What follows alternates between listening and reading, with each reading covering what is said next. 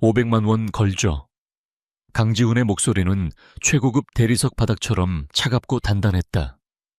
그는 팔짱을 낀 채 방금 집사에게 소개받은 새 보모 윤서연을 위아래로 훑어보았다. 그의 눈에는 경멸과 지루함이 뒤섞여 있었다. 당신이 저 아이들을 재울 수 있는지 나라면 1시간도 못 버틴데 걸겠습니다. 그의 말은 단순한 내기가 아니었다. 그것은 경고이자 조롱이었다. 거실은 전쟁터나 다름없었다. 값비싼 장난감들이 사방에 부서져 널려 있었고 7살 하준과 5살 혜우는 소파 위에서 방방 뛰며 비명을 지르고 있었다. 지난 2달 동안 12명의 보모가 이 문을 통해 도망쳤다. 윤서연은 그 혼돈 속에서 미동도 없이 서 있었다. 그녀는 남루한 코트와 낡은 신발을 신고 있었지만 그 눈빛만은 이상할 정도로 고요했다. 그녀는 지훈의 오만한 시선이나 엉망이 된 거실을 보는 것 같지 않았다. 그녀의 시선은 오직 두 아이, 하준과 하은에게만 고정되어 있었다. 내기에 응하겠습니다, 사장님. 서연이 조용히 대답했다. 그녀의 목소리는 작았지만 아이들의 울음소리를 뚫고 지훈의 귀에 명확히 박혔다. 그녀는 돈 때문만이 아니었다. 물론 500만 원은 넣자는 그녀의 숨통을 틔워줄 거액이었다. 하지만 그보다 더 중요한 것, 그녀는 저 아이들에게서 무언가를 보았다. 잊어버리려 애썼던 그리움에 사무치는 과거를. 지훈은 코웃음을 쳤다. 또 한 명의 순진한 여자군. 그는 서재로 걸어들어가 벽에 설치된 대형 스크린을 켰다. 거실의 모든 구석을 비추는 감시 카메라 화면이 켜졌다. 그는 최고급 가죽 의자에 몸을 묻고 서연이 어떻게 절망하고 무너지는지를 즐길 준비를 했다. 하지만 서연은 지훈의 예상과는 전혀 다르게 행동했다. 그녀는 소리치거나 아이들을 제지하려 하지 않았다. 대신 그녀는 조용히 아이들 방으로 걸어 들어갔다. 지훈은 의아해하며 화면을 주시했다. 서연은 방 한가운데 멈춰 서서 아주 천천히, 그리고 나지막이 노래를 부르기 시작했다. 그것은 자장가였다. 한 번도 들어본 적 없는, 하지만 이상하게 마음을 파고드는 애틋한 멜로디였다. 서연의 목소리는 화려한 기교 없이 맑고 투명했다. 슬픔과 따스함이 공존하는 그 목소리가 스피커를 통해 서재 안을 가득 메웠다. 지훈은 자기도 모르게 숨을 죽였다. 놀라운 일이 벌어졌다. 거실에서 미친 듯이 날뛰던 하준과 하은이 노래 소리에 이끌려 방으로 들어왔다. 아이들은 마치 마법에 걸린 듯 서연의 주위로 모여들었다. 아이들의 눈에는 더 이상 반항심이 없었다. 오직 호기심과 그리움만이 가득했다. 서연은 아이들의 머리를 부드럽게 쓰다듬으며 계속 노래했다. 은빛 날개 단 작은 새야, 꿈속으로 날아오렴. 지훈은 자리에서 벌떡 일어났다. 이 멜로디, 이 가사. 심장이 쿵하고 내려앉는 것 같았다. 머릿속 깊은 곳. 아내 수아를 잃은 후 굳게 닫아버린 기억의 상자. 어딘가에서 희미한 파편이 떠올랐다. 수아가 언젠가 이 노래를 흥얼거렸던 것 같았다. 햇살 좋은 오후, 서재에서 책을 읽으며 무심코 뱉어냈던 그 멜로디. 화면 속에서 하준이가 서연의 옷자락을 잡았다. 엄마, 노래 같아요. 아이의 목소리가 떨렸다. 혜은이는 이미 서연의 품에 안겨 눈을 감고 있었다. 서연은 아이들을 꼭 껴안았다. 그녀의 어깨가 가늘게 떨리는 것을 지훈은 놓치지 않았다. 그녀는 울고 있었다. 몇 분 지나지 않아 두 아이는 평화롭게 잠이 들었다. 지난 몇 달간 단 한 번도 본 적 없는 천사 같은 얼굴이었다. 서연은 아이들을 침대에 조심스럽게 눕히고 이불을 덮어주었다. 그리고 한참 동안 잠든 아이들의 얼굴에서 눈을 떼지 못했다. 그 얼굴에 어린 언니, 윤수아의 모습이 선명하게 겹쳐 보였다. 지우는 의자 등받이에 몸을 기댔다. 충격, 혼란, 그리고 설명할 수 없는 슬픔이 온몸을 휩쓸었다. 500만 원 따위는 아무래도 좋았다. 저 여자, 윤서연은 누구인가 어떻게 처음 본 아이들을 단 몇 분 만에 재울 수 있었을까? 그리고 무엇보다 어떻게 아내만이 알던 그 노래를 알고 있는 것일까? 그는 아내의 죽음 이후 세상을 향해 철저히 벽을 쳤다. 돈과 권력으로 모든 것을 통제할 수 있다고 믿었다. 하지만 지금 그는 이름 모를 가난한 보모 앞에서 속수무책으로 흔들리고 있었다. 그녀의 노래 하나가 그의 견고한 성벽에 균열을 내고 잊었던 아픔을 헤집어 놓았다. 한편 아이들의 방에서 서연은 조용히 눈물을 훔쳤다. 십수년 전 고아원 원장님의 손에 이끌려 다른 집으로 입양되던 날, 언니 수아는 울면서 이 노래를 불러주었다. 언젠가 꼭 다시 만나자고, 이 노래를 잊지 말자고 약속했다. 그녀는 빚쟁이들에게 쫓기며 절박한 심정으로 이 일을 시작했다. 하지만 이 집에 들어선 순간 모든 것이 운명처럼 느껴졌다. 벽에 걸린 사진 속에서 행복하게 웃고 있는 여자가 바로 그녀가 그토록 찾아 헤매던 언니, 윤수아라는 것을 직감했다. 그리고 저 잠든 아이들이 언니의 핏줄이라는 것도. 그녀는 언니를 찾았지만 너무 늦어버렸다. 이제 그녀에게 남은 것은 언니의 아이들 뿐이었다. 서재에 앉아있는 남자. 강지훈. 그는 언니의 남편이자 아이들의 아버지. 서연은 그에게 모든 것을 말할 수 없었다.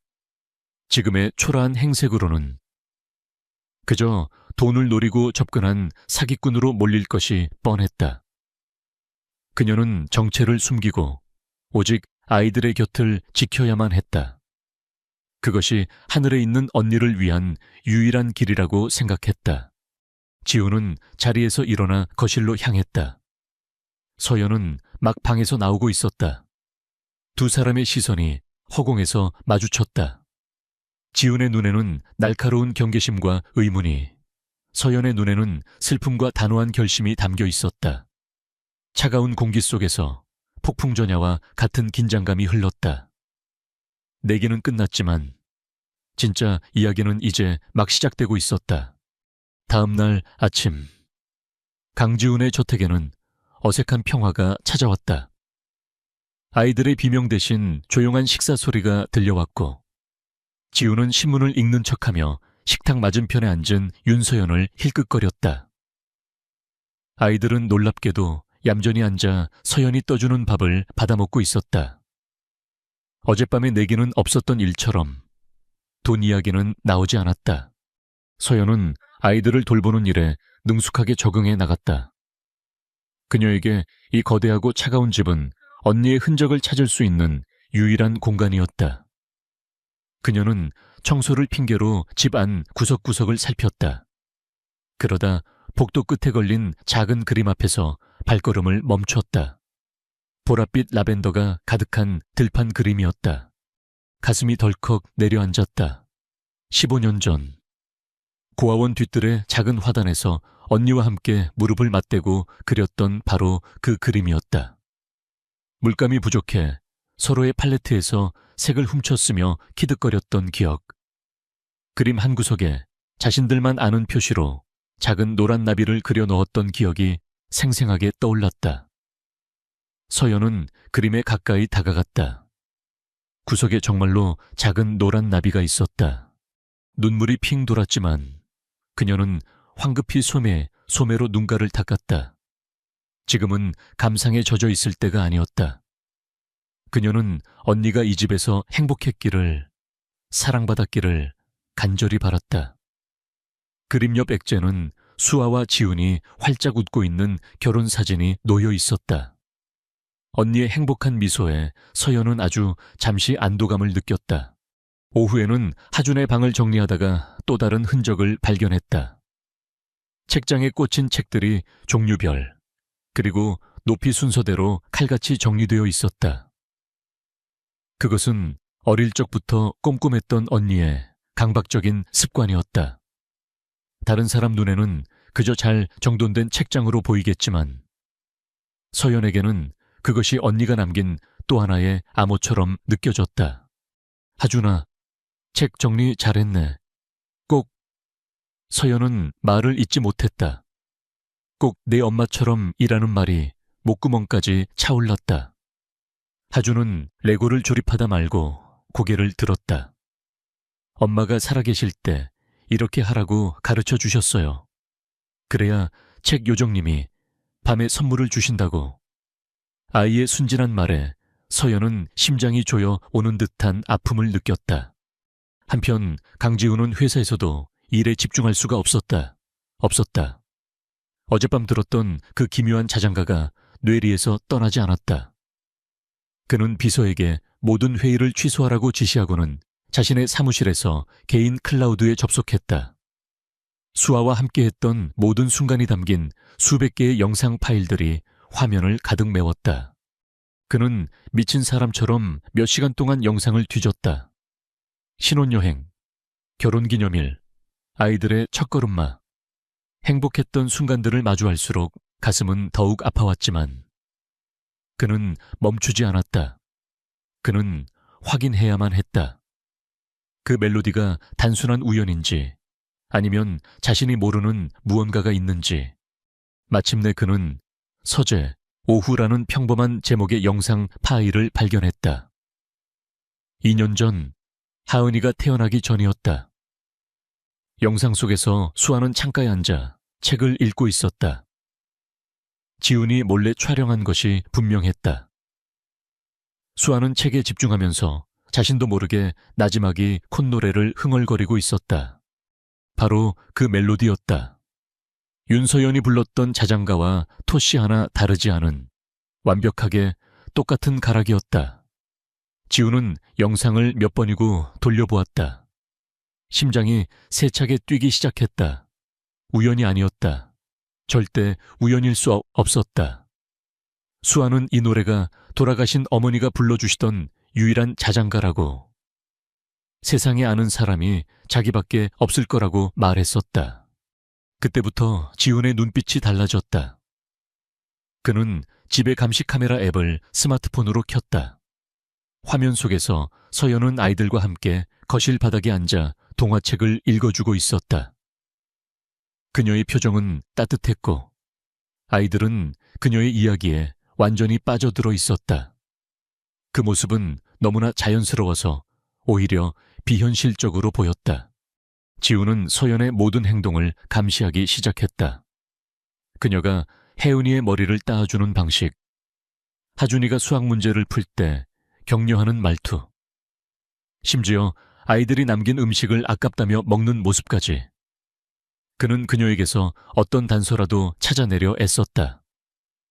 그녀의 행동에는 의심스러운 구석이 없었지만 바로 그 평범함이 지훈을 더욱 혼란스럽게 만들었다. 저 여자는 누구일까? 단순한 보모가 아니라는 것은 확실했다. 하지만 그렇다면 정체가 무엇인가? 수아의 숨겨진 친구, 아니면 먼 친척 지훈은 머릿속에서 수십 가지 가설을 세웠다 지웠다.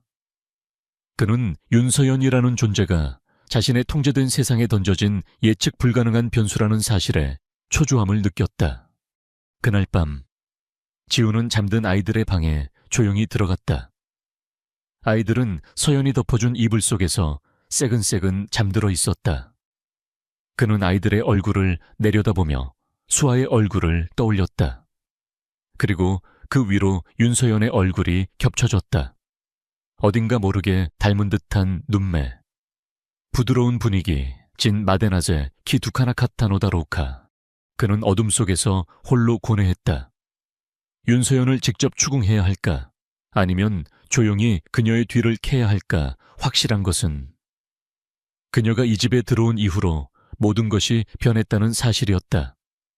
굳게 닫혔던 아이들의 마음이 열렸고 죽어있던 집에 온기가 돌기 시작했다.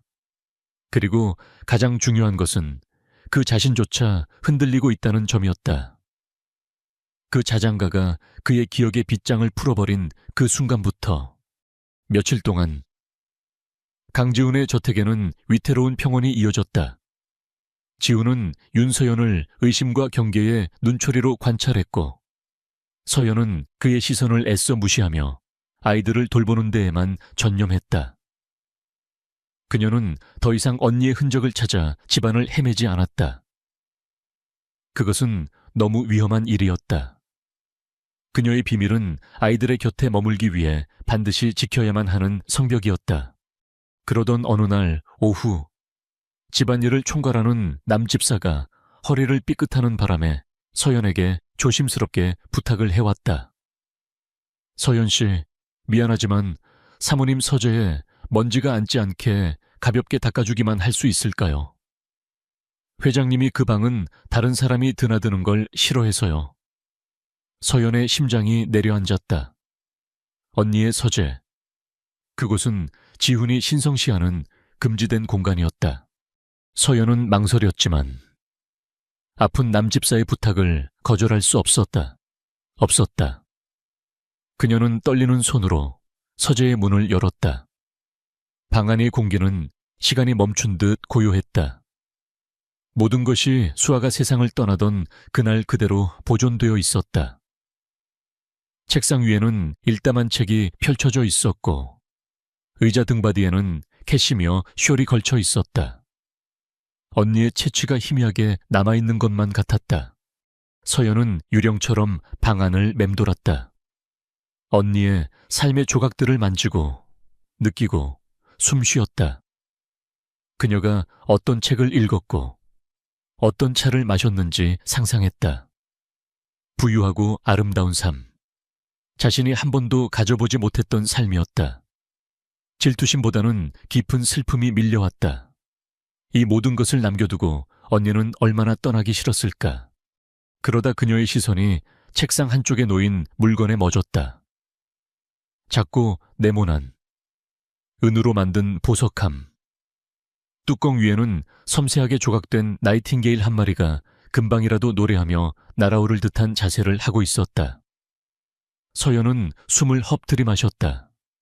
그것은 의심할 여지 없이 엄마의 유품인 은빛 나이팅게일 오르골이었다.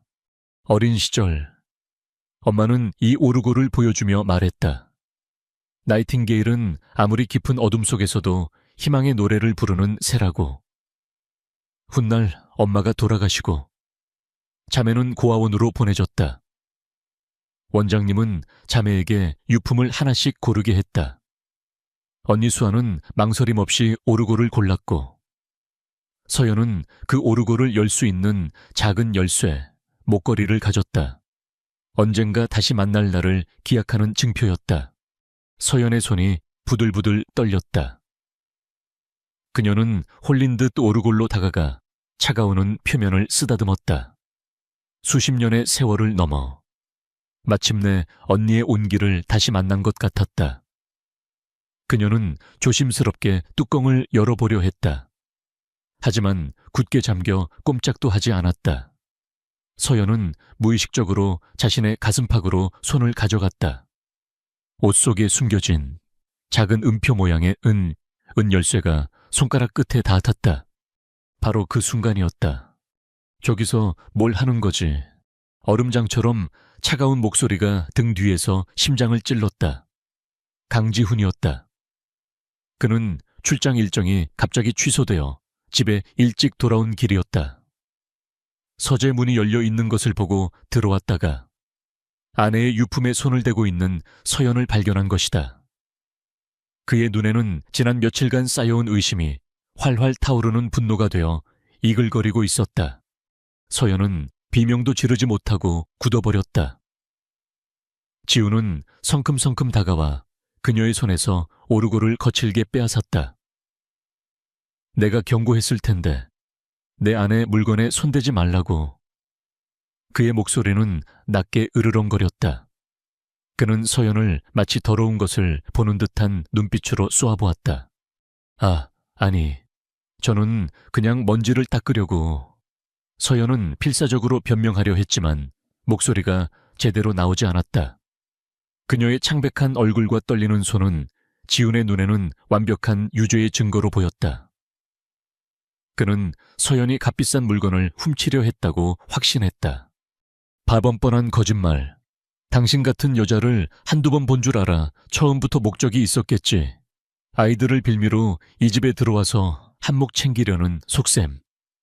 지훈의 말은 비수처럼 날아와 서연의 가슴에 박혔다. 억울함과 슬픔에 눈물이 터져 나왔다.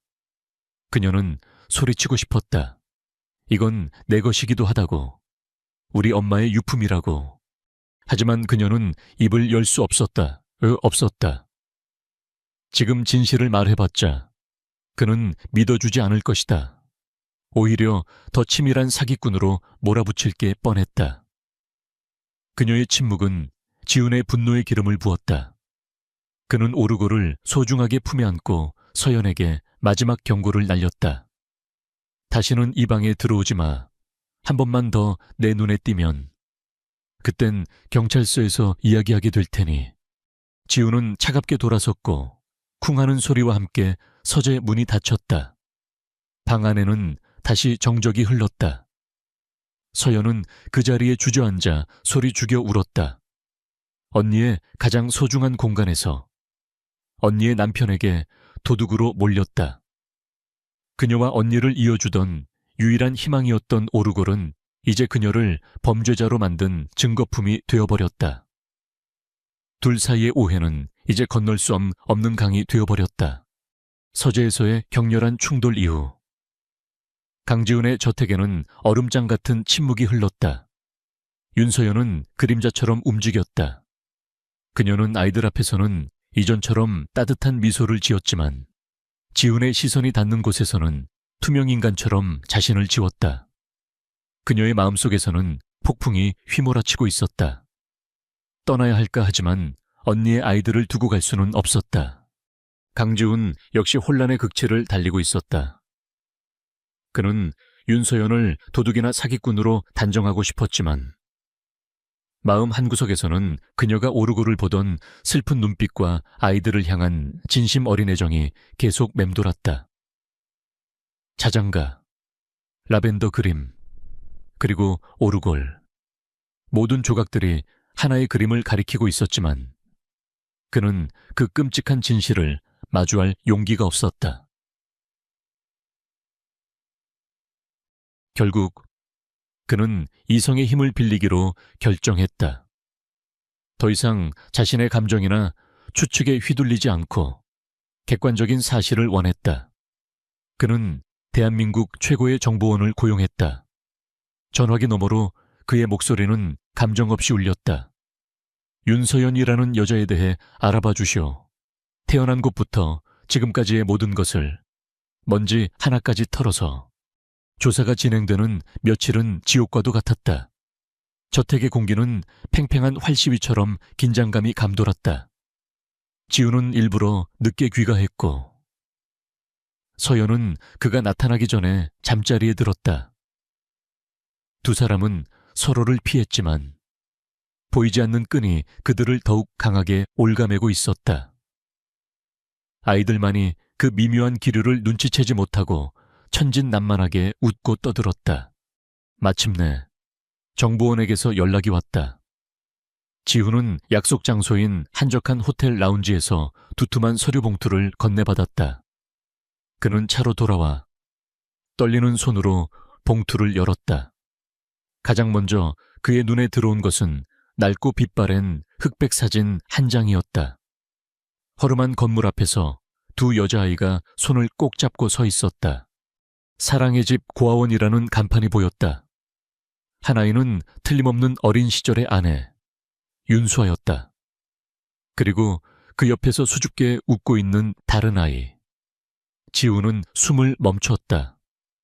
지금의 윤서연의 얼굴이 그대로 겹쳐 보였다. 그는 심장이 바닥으로 곤두박질 치는 것을 느꼈다. 그는 미친 듯이 서류를 넘겼다. 출생 기록, 고아원 입소 기록, 그리고 자매의 운명을 갈라놓은 입양 기록까지. 윤수아는 부유한 집으로 입양되어 새로운 삶을 살았고, 동생 윤서연은 홀로 고아원에 남겨졌다. 서류에 적힌 활자 하나하나가 망치가 되어 그의 머리를 내리쳤다. 모든 것이 사실이었다. 자장가, 언니의 습관을 닮은 아이, 그리고 엄마의 유품인 오르골. 윤서연은 사기꾼이 아니었다. 그녀는 아내의 잃어버린 동생, 아이들의 유일한 이모였다. 그 순간 서재에서 그녀에게 퍼부었던 자신의 잔인한 말들이 귀에 메아리 쳤다. 당신 같은 여자, 도둑, 뻔뻔한 거짓말. 그는 죄책감에 얼굴을 감싸 쥐었다. 그날 밤 지우는 만취 상태로 집에 돌아왔다. 하지만 그는 잠들 수 없었다. 그는 서류 봉투를 들고 아이들이 잠든 후에도 부엌에서 홀로 설거지를 하고 있는 서연에게 다가갔다. 그는 술기운을 빌려야만 이 진실을 마주할 수 있을 것 같았다. 그의 걸음걸이는 비틀거렸지만 눈빛만은 무섭게 빛나고 있었다. 그는 아무 말 없이 서류 봉투를 식탁 위로 던졌다. 서연은 놀라 그를 쳐다보았다. 그게 뭐죠? 그녀의 목소리가 불안하게 떨렸다. 지우는 턱짓으로 봉투를 가리켰다. 여러밤 그의 목소리는 술기운과 분노, 그리고 혼란으로 잠겨 있었다. 서연은 주저하며 봉투를 열었다. 낡은 사진을 본 순간 그녀의 얼굴에서 핏기가 가셨다. 잊으려 했던 과거, 언니와 함께했던 마지막 기억이 눈앞에 펼쳐졌다. 그녀는 저도 모르게 사진 위로 손을 뻗었다. 눈물이 눈꺼풀을 적셨다. 그녀의 가면이 처음으로 부서지는 순간이었다. 지우는 그 찰나의 흔들림을 놓치지 않았다. 그는 식탁을 주먹으로 내리치며 소리쳤다. 설명해봐, 이게 다 뭐야? 왜 속였어? 처음부터 다 알고 접근한 거지. 내 아내 동생이라는 걸 무기 삼아서 뭘 어쩌려고. 그의 말은 질문이 아니었다. 상처 입은 짐승의 울부짖음이자 모든 것을 의심해야만 하는 남자의 비난이었다. 지훈의 공격적인 태도에 서연의 무너졌던 마음이 다시 얼어붙었다. 그녀는 그가 진실을 알고 다가와 주길 바랐다. 따뜻한 용서와 이해를 바랐다. 하지만 그는 여전히 그녀를 의심하고 비난하고 있었다. 그녀의 아픔과 그리움은 그의 분노 앞에서 하찮은 것이 되어버렸다. 깊은 배신감이 그녀를 덮쳤다. 서연은 눈물을 닦고 고개를 들었다. 그녀의 눈에는 더 이상 슬픔이 없었다. 차가운 경멸만이 남아있었다. 그녀는 사진을 봉투에 다시 집어넣고 지훈에게 밀어냈다. 무슨 말씀이신지 모르겠군요. 오래전 일이라 기억나지 않습니다. 아마 저를 닮은 아이겠죠. 그녀의 목소리는 강철처럼 차갑고 단호했다. 지훈은 그녀의 반응에 할 말을 잃었다. 명백한 증거 앞에서 그녀는 모든 것을 부정했다. 그는 진실을 손에 쥐고도 아무것도 증명할 수 없었다. 서연은 그의 흔들리는 눈동자를 마지막으로 쳐다보고는 조용히 부엌을 나갔다. 둘 사이에는 이제 누구도 넘을 수 없는 깊고 어두운 시면이 생겨나고 있었다. 그날 밤의 대치 이후 윤서연은 결심을 굳혔다. 더 이상 이 집에 머무를 수 없었다. 강지훈의 불신과 경멸은 날카로운 유리 조각이 되어 매 순간 그녀의 심장을 파고들었다. 아이들의 곁을 지키고 싶었지만 자신을 지키는 것 또한 중요했다. 이대로 있다가는 억울함과 슬픔에 스스로가 먼저 무너져 내릴 것만 같았다. 다음 날 새벽, 그녀는 뜬 눈으로 밤을 새운 뒤 작은 책상에 앉았다. 그리고 삐뚤빼뚤한 글씨로 짧은 사직서를 써 내려갔다. 그동안 감사했습니다. 형식적인 문구였지만 그 안에는 아이들을 향한 미안함과 애정이 담겨 있었다. 그녀는 낡은 여행 가방에 자신의 몇 안 되는 옷가지를 챙겨 넣었다. 모든 것이 초라해서 이 거대한 저택과는 어울리지 않았다. 그녀는 아이들이 아침 식사를 마칠 때까지 기다렸다. 그리고 아이들 방으로 들어가 최대한 밝은 목소리로 작별 인사를 건넸다. 하준아, 하연아, 선생님은 이제 가봐야 할 것 같아.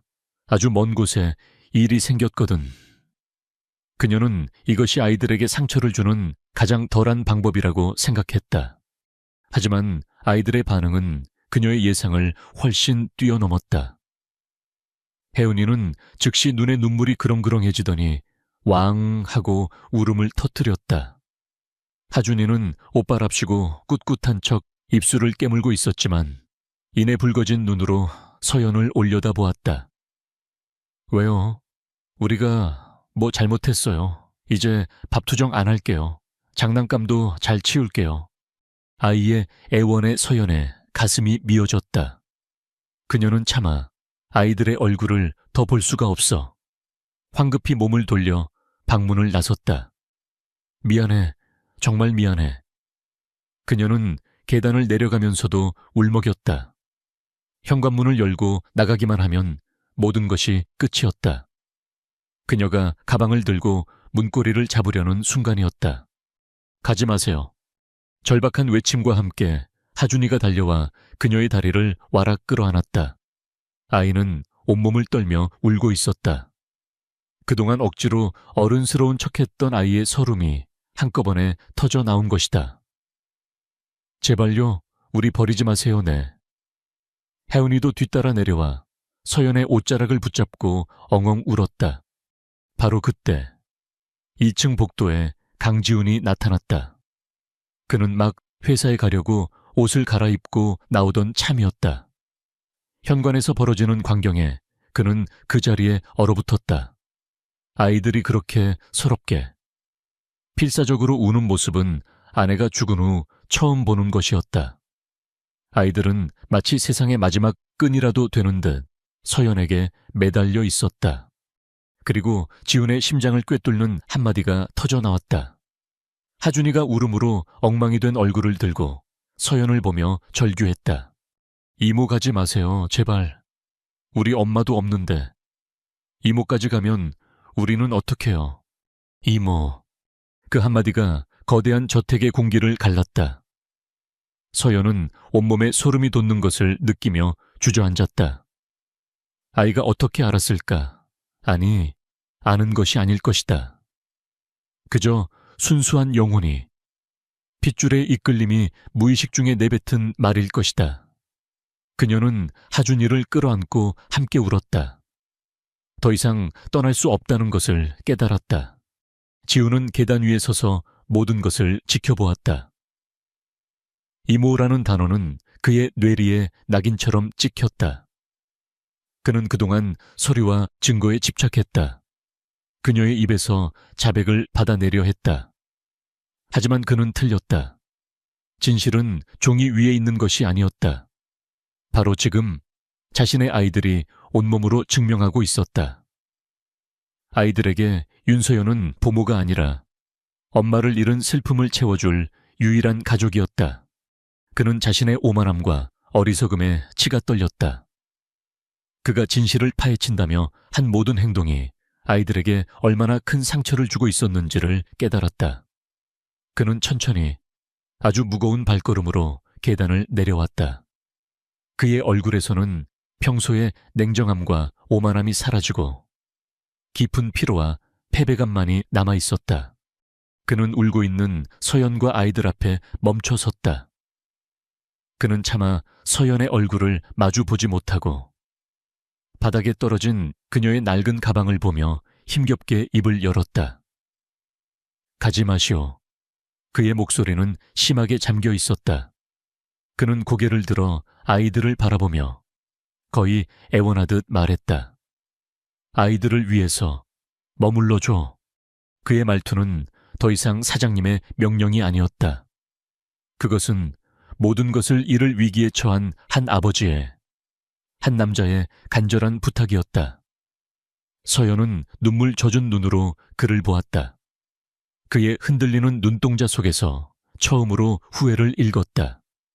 그녀는 대답 대신 아이들을 더욱 굳세게 껴안았다. 그것이 그녀의 대답이었다. 지우는 그 모습을 멀찍이서 지켜보았다. 아이들은 안도감에 더 큰 소리로 울었고 서연은 그런 아이들을 조용히 다독였다.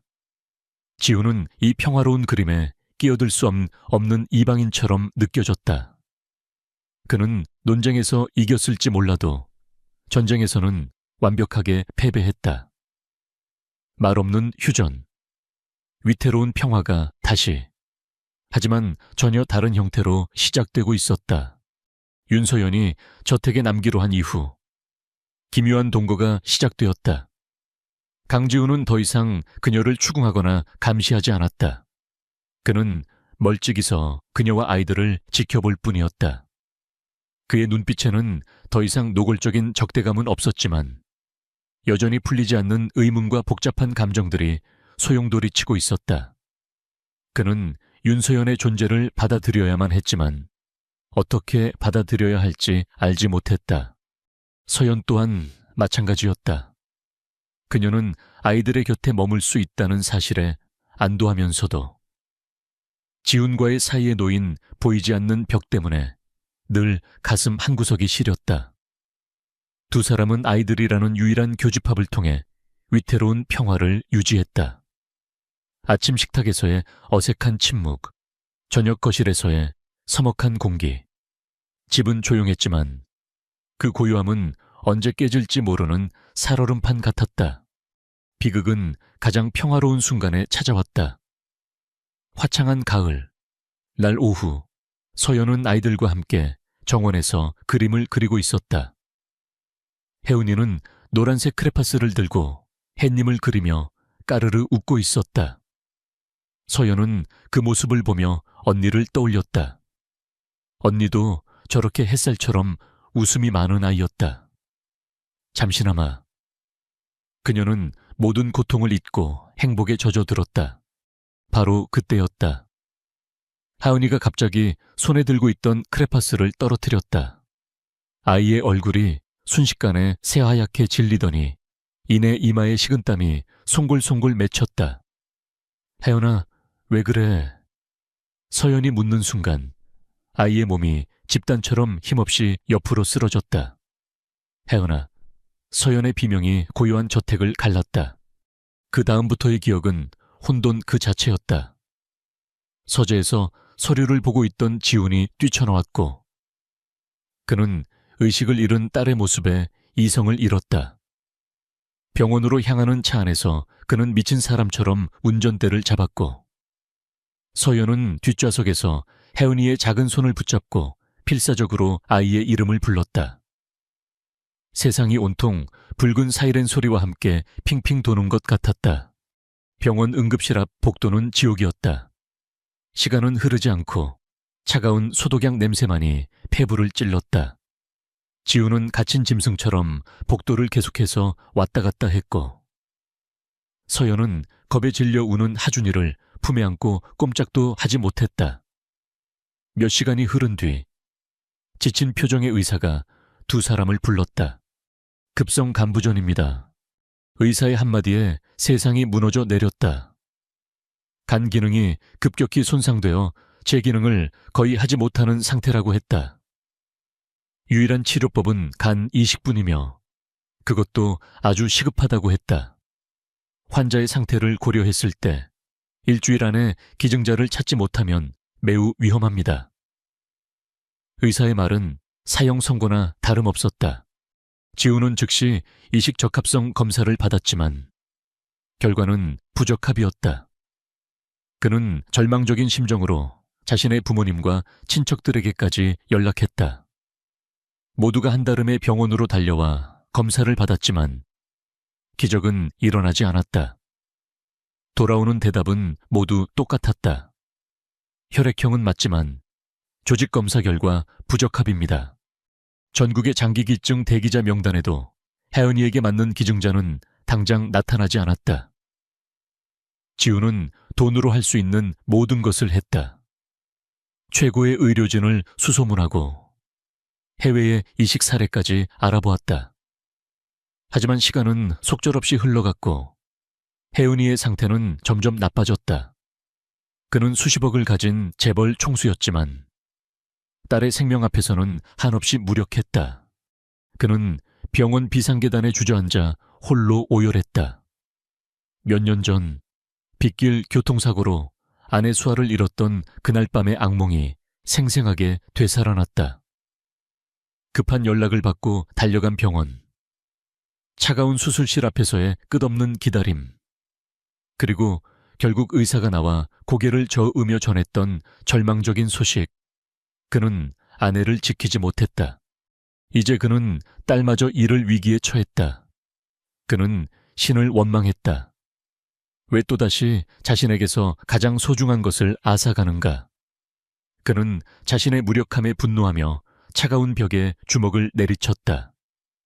뼈가 부서지는 고통보다 심장이 찢어지는 고통이 더 컸다. 그의 견고했던 세상이 산산조각 나고 있었다. 서연은 중환자실 유리창 너머로 여러 의료기기에 둘러싸여 잠든 하은이를 하염없이 바라보았다. 아이의 창백한 얼굴을 볼 때마다 심장이 칼로 베이는 듯. 됐다. 그녀는 울고 있는 하준이를 다독이고 무너져 내린 지훈을 멀리서 지켜보며 자신이 할 수 있는 일이 아무것도 없다는 사실에 절망했다.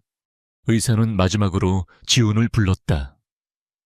회장님, 이제 시간이 정말 없습니다. 하루 이틀이 고비입니다. 희망의 불씨가 꺼져가고 있었다. 지훈은 넋이 나간 사람처럼 딸의 병실을 보았다. 돈, 명예, 자존심. 그가 평생을 바쳐 쌓아 올린 모든 것이 딸의 가느다란 숨소리 앞에서 아무런 의미도 없었다. 절망의 가장 깊은 바닥에서 그는 모든 것을 포기할 준비를 하고 있었다. 병원의 밤은 깊고 적막했다. 복도를 채우는 것은 일정한 간격으로 울리는 의료기기의 기계음과 절망의 무게에 짓눌린 사람들의 희미한 숨소리뿐이었다. 강지훈은 중환자실 앞 의자에 넋이 나간 채 앉아 있었다. 그의 값비싼 양복은 구겨져 있었고 완벽하게 정돈되었던 머리는 헝클어져 있었다. 그는 완전히 패배했다. 윤서연은 유리창 너머로 잠든 하은이를 지켜보고 있었다. 아이의 작은 몸은 온갖 종류의 튜브와 선에 연결되어 있었다. 아이의 숨소리가 약해질 때마다 서연의 심장도 함께 멎는 것 같았다. 그녀는 기도했다. 제발, 제발 우리 하은이를 살려주세요. 언니, 하늘에서 보고 있다면 우리 조카를 지켜줘. 그녀는 문득 가방 속에 넣어본 작은 물건을 떠올렸다. 혜은이가 쓰러진 후 병원을 오가던 어느 날 밤, 그녀는 홀린 듯이 언니의 서재로 들어갔었다. 그리고 책상 위에 놓인 은빛 나이팅게일 오르골을 집어들었다. 그것은 언니의 유품이자 엄마의 흔적이었고 잃어버린 세월에 대한 증표였다. 그녀는 이 오르골이 어떤 기적이라도 가져다 줄지도 모른다고 막연하게 믿고 싶었다. 서연은 조심스럽게 가방에서 오르골을 꺼냈다. 차가운 금속의 감촉이 손바닥에 전해졌다. 형광등 불빛 아래 은빛 나이팅게일이 슬프게 반짝였다.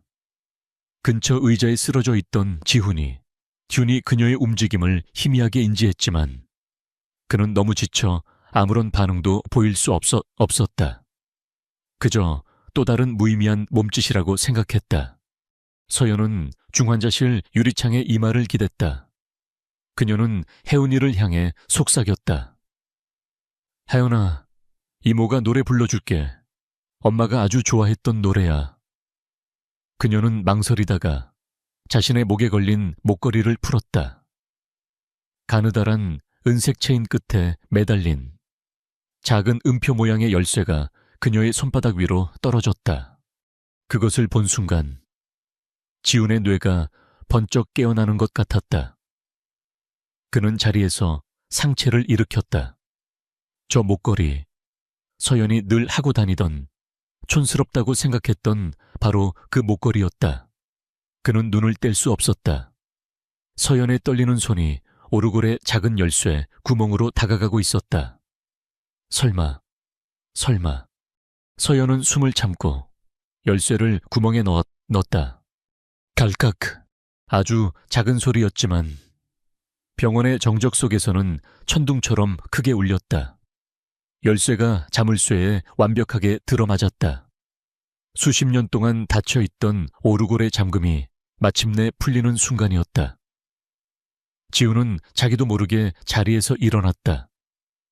그의 심장이 미친 듯이 뛰기 시작했다.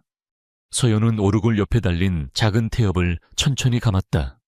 끽, 끽 하고 태엽 감기는 소리가 애처롭게 들렸다. 그리고 잠시 후 모든 소리가 멈췄다. 서연이 조심스럽게 오르골의 뚜껑을 열었다. 그 속에서 수정처럼 맑고 영롱한 멜로디가 흘러나오기 시작했다. 그것은 그녀가 아이들을 재울 때 불렀던 바로 그 자장가였다. 지훈이 아내의 영상 속에서 들었던 바로 그 멜로디였다. 절망으로 가득 찬 이 공간에 잊혔던 기억의 노래가, 진실의 노래가 울려 퍼지고 있었다. 그 멜로디는 죽음의 그림자를 몰아내고 애틋한 희망의 빛을 퍼뜨리는 것 같았다. 지우는 비틀거리며 그녀에게 다가갔다. 그는 오르골 안쪽을 들여다보았다. 뚜껑 안쪽에는 세월의 흔적이 묻어나는 필기체로 두 개의 이름이 새겨져 있었다. 수와 안세어연. 그 이름을 본 순간 지훈의 머릿속에서 모든 것이 폭발했다.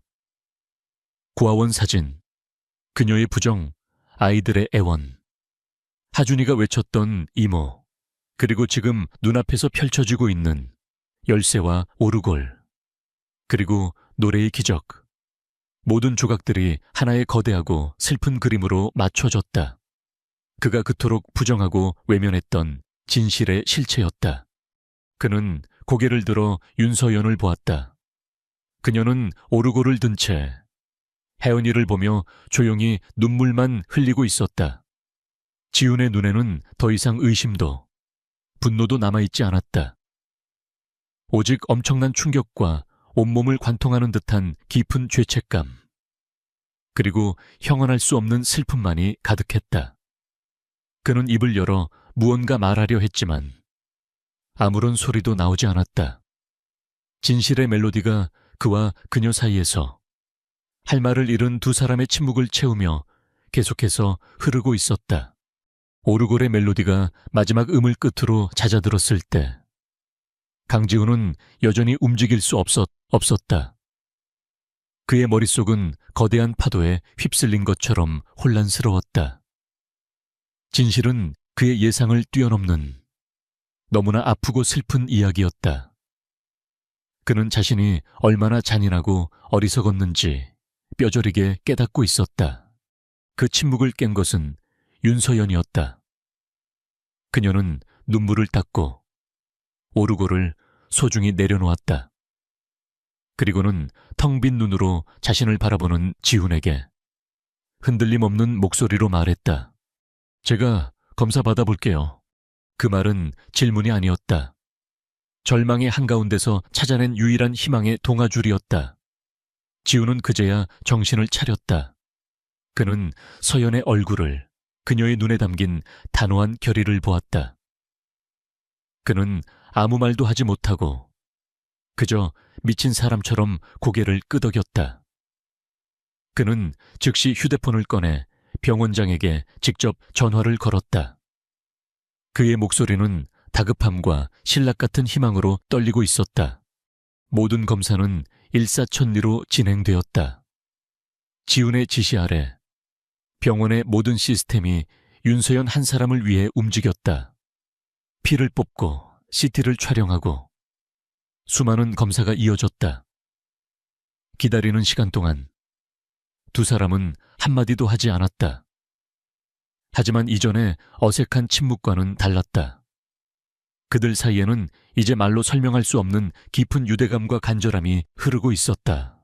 몇 시간 후 의사가 초조하게 복도를 서성이던 두 사람에게 다가왔다. 그의 얼굴에는 믿을 수 없다는 듯한 표정이 떠올라 있었다. 의사는 검사 결과지를 들어보이며 말했다. 기적입니다. 조직 반응, 혈액형, 간의 크기까지 모든 것이 완벽하게 일치합니다. 그 말을 듣는 순간 지우는 다리에 힘이 풀려 벽에 몸을 기대야만 했다. 안도감과 감사함, 그리고 서연에 대한 미안함이 뒤섞여 눈물이 쏟아졌다. 서연은 두 손을 모아 가슴에 댔다. 그녀는 눈을 감고 하늘에 있는 언니에게 속삭였다. 언니, 고마워. 우리 하은이를 살릴 수 있게 해줘서. 수술은 당장 다음 날 아침으로 잡혔다. 의사들은 서연에게 수술의 위험성에 대해 상세히 설명했다. 기증자 역시 큰 위험을 감수해야 하는 대수술이라고. 후유증이 남을 수도 있다고 경고했다. 하지만 서연의 결심은 단 한치의 흔들림도 없었다. 괜찮습니다. 제 조카를 살릴 수만 있다면 뭐든지 할 수 있어요. 당장 수술해 주세요. 수술 전날 밤 두 사람은 방진복을 입고 마지막으로 혜은이의 병실에 들어갔다. 아이는 약에 취해 깊은 잠에 빠져 있었다. 병실 안에는 두 사람의 숨소리와 기계음만이 조용히 울렸다. 지훈이 먼저 어렵게 입을 열었다. 서연 씨, 아니, 처제, 내가 정말... 그는 차마 미안하다는 말을 끝까지 뱉지 못했다. 서연은 그런 그를 보며 희미하게 미소 지었다. 괜찮아요. 그리고 그녀는 혜은이의 작은 손을 잡으며 오랫동안 가슴속에 묻어두었던 이야기를 꺼내기 시작했다. 이 이야기는 언니 이야기예요. 그녀는 고아원에서 언니와 함께했던 짧지만 행복했던 시절을 이야기했다. 엄마의 오르골을 들으며 함께 노래하던 기억, 헤어지던 날 다시 만나자고 울면서 약속했던 기억, 그리고 홀로 남아 언니를 그리워하며 보냈던 수많은 밤들을. 그녀의 목소리는 담담했지만 그 안에는 지워지지 않는 슬픔의 흔적이 배어 있었다. 그녀는 어떻게 언니를 찾아다녔는지도 말했다. 닥치는 대로 돈을 벌었고 사람들에게 물어가며 수소문했다. 그러다 몇 년 전 우연히 잡지에서 성공한 젊은 CEO 강지훈과 그의 아름다운 아내 윤수아라는 기사를 보게 되었다고. 그 순간 세상을 다 얻은 것처럼 기뻤지만 동시에 다가갈 수 없는 현실에 절망했다고. 지훈은 고개를 숙인 채 소리 없이 눈물만 흘렸다. 그가 화려한 성공을 즐기고 있을 때 그의 아내의 동생은 세상 가장 낮은 곳에서 언니를 그리워하며 힘겹게 살아가고 있었다. 그는 자신의 행복이 얼마나 이기적인 것이었는지 통감했다. 서연의 고백은 계속되었다. 언니가 사고로 세상을 떠났다는 소식을 들었을 때 모든 게 끝났다고 생각했어요. 하지만 남겨진 아이들이 있다는 걸 알았죠. 그래서 결심했어요. 무슨 수를 써서라도 아이들 곁으로 가야겠다고. 당신에게 진실을 말할 수 없었어요. 당신은 나를 믿지 않았으니까요. 그저 혜은이와 하준이 곁에 있는 것만으로도 언니에게 조금이나마 빚을 갚는 기분이었어요. 그 마지막 말은 지훈의 심장에 깊은 낙인을 새겼다. 그녀는 아무것도 원하지 않았다. 보상도 인정도 오직 죽은 언니의 아이들을 지키고 싶었을 뿐이었다. 그는 흐느끼며 서연의 앞에 무릎을 꿇으려 했다. 서연이 그의 팔을 잡았다. 이러지 마세요. 이건 당신의 잘못이 아니에요. 그녀가 말했다. 이제 우리에게 중요한 건 혜은이 뿐이에요. 두 사람은 한참 동안 말없이 잠든 하은이를 바라보았다. 오해와 불신의 벽은 완전히 허물어졌다. 이제 그들은 고용주와 보모가 아니었다. 죽은 아내의 남편과 동생, 그리고 한 아이를 살리기 위해 목숨을 걸어야 하는 운명으로 묶인 공동체였다. 내일 아침 두 개의 수술실에 나란히 불이 켜질 것이다. 다음 날 새벽 병원은 보이지 않는 전쟁을 준비하고 있었다. 수술실 복도는 차가운 공기가 감돌았고 수술 중이라는 붉은 등이 두 개의 문 위에 나란히 켜졌다. 하나는 윤서연을 위한 것이었고 다른 하나는 강혜은을 위한 것이었다. 강지훈은 두 개의 등불 사이에서 자신의 운명이 갈라지는 것을 속수무책으로 지켜보아야만 했다. 시간이 멈춘 것 같았다. 1분 1초가 영원처럼 느껴졌다. 지훈은 기도하는 법을 잊은 지 오래였지만 그는 자신도 모르게 두 손을 모으고 있었다. 아내를 잃었던 그날의 트라우마가 그를 덮쳐왔다. 그는 수술실 문이 열리고 또다시 절망적인 소식이 들려올까봐 두려웠다. 하지만 이번에는 달랐다. 이번에는 혼자가 아니었다. 문 너머에는 자신의 딸뿐만 아니라 자신을 위해 모든 것을 희생한 처제 윤서연이 함께 싸우고 있었다. 몇 시간의 피 말리는 기다림 끝에 마침내 서연의 수술실 문이 먼저 열렸다. 마스크를 벗은 집도이의 얼굴에는 피로와 함께 안도의 미소가 걸려 있었다. 수술은 성공적이었습니다. 적출한 간은 아주 건강한 상태입니다. 지우는 다리에 힘이 풀려 주저앉을 뻔한 것을 간신히 참았다. 그는 의사의 손을 붙잡고 몇 번이고 감사합니다를 반복했다. 곧이어 하은이의 수술실에서도 좋은 소식이 들려왔다. 이식 수술이 성공적으로 끝났고 아이의 몸이 새로운 간에 긍정적인 반응을 보이고 있다고 했다. 지우는 마침내 참았던 눈물을 터뜨렸다. 그는 복도 벽에 기댄 채 어린아이처럼 소리내어 울었다. 감사와 안도, 그리고 깊은 회한이 뒤섞인 눈물이었다. 그날 이후 병원은 지훈의 새로운 집이 되었다. 그는 회사에 무기한 휴가를 냈고 두 개의 병실을 오가며 두 사람을 돌보는 데에만 전념했다. 낮에는 아직 의식을 회복하지 못한 하윤이의 곁을 지켰고 밤에는 마취에서 깨어난 서연의 병실을 지켰다. 그의 세상은 이제 이 두 사람을 중심으로 돌아가고 있었다. 서연이 마취에서 깨어났을 때 가장 먼저 본 것은 자신의 손을 꼭 잡고 의자에서 잠든 지훈의 모습이었다. 그의 얼굴은 며칠 사이에 반쪽이 되어 있었지만 어딘가 모르게 평온해 보였다. 그녀는 자신의 배에 남은 거대한 수술 자국의 통증을 느끼며 자신이 살아있고 혜은이를 살렸다는 사실을 실감했다. 지훈은 서연을 극진히 보살폈다. 그는 간호사에게 맡겨도 될 일들을 굳이 자신이 직접 했다. 매일 죽을 수어와 식사를 챙겼고 그녀가 불편하지 않도록 베개를 받쳐주고 밤새 그녀가 아파할 때마다 곁을 지키며 등을 쓸어주었다. 그의 행동에는 더 이상 오만함이나 거리감이 없었다. 오직 깊은 감사와 미안함, 그리고 서투르지만 진심 어린 보살핌만이 담겨 있었다. 며칠 후 하은이가 마침내 의식을 되찾았다. 아이는 눈을 뜨자마자 아빠와 이모를 찾았다. 아직 움직일 수 없는 서연을 대신해 지우는 영상통화로 두 사람을 연결해 주었다. 화면 너머로 들려오는 하은이의 가느다란 목소리. 이모, 고마워요. 사랑해요.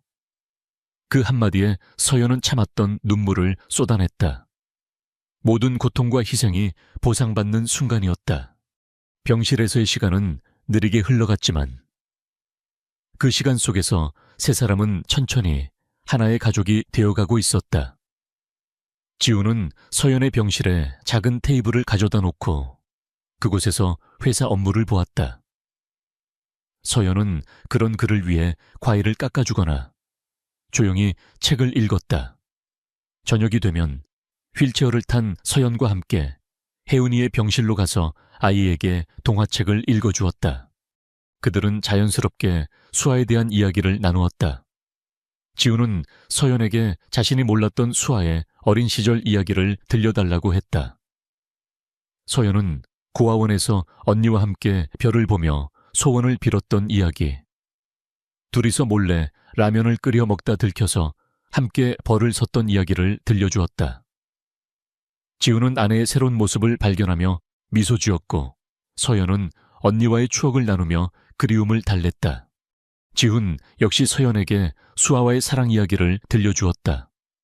어떻게 처음 만났고 어떻게 사랑에 빠졌으며 얼마나 행복했는지. 그는 아내를 잃은 후 처음으로 자신의 슬픔을 누군가와 온전히 나누고 있었다. 그들은 함께 웃고 함께 울며 수아라는 이름 아래 서로의 상처를 보듬어 주었다.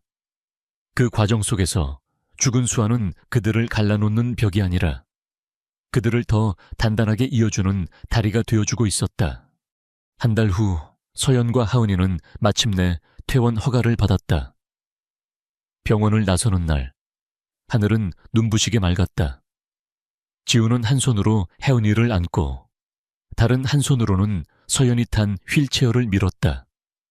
병원 문을 나서는 세 사람의 모습은 마치 긴 전쟁을 끝내고 집으로 돌아가는 군인들처럼 보였다. 그들은 많은 것을 잃었지만 그보다 더 소중한 것을 얻었다.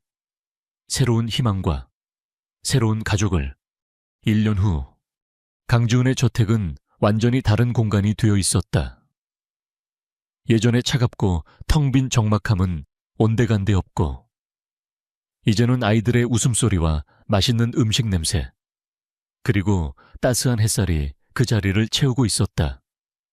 집 안 곳곳에는 아이들이 그린 그림들이 붙어 있었고 정원에는 서연이 직접 심은 라벤더와 작은 채소들이 자라고 있었다. 죽어있던 공간에 마침내 생명이 깃든 것이다. 윤서연은 더 이상 불안한 눈빛의 보모가 아니었다. 그녀는 이 집의 소중한 일원이자 아이들에게는 엄마의 빈자리를 채워주는 다정한 이모였다. 그녀의 얼굴에서는 과거의 그늘을 찾아볼 수 없었다. 대신 사랑받고 사랑을 주는 사람 특유의 안정감과 온화한 미소가 자리 잡고 있었다.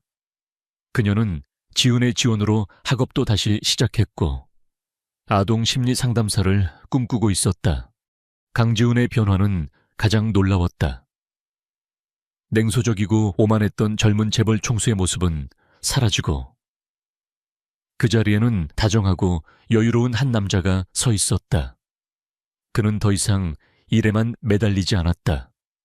아이들과 함께 저녁을 먹고 주말에는 함께 공원에 가는 평범한 아버지가 되었다. 그는 서연을 통해 그리고 아이들을 통해 진정한 행복이 돈이나 명예가 아닌 사람에게 있다는 것을 배웠다. 오늘은 윤수아의 두 번째 기일이었다. 하지만 예년처럼 무거운 슬픔이 집안을 짓누르지는 않았다.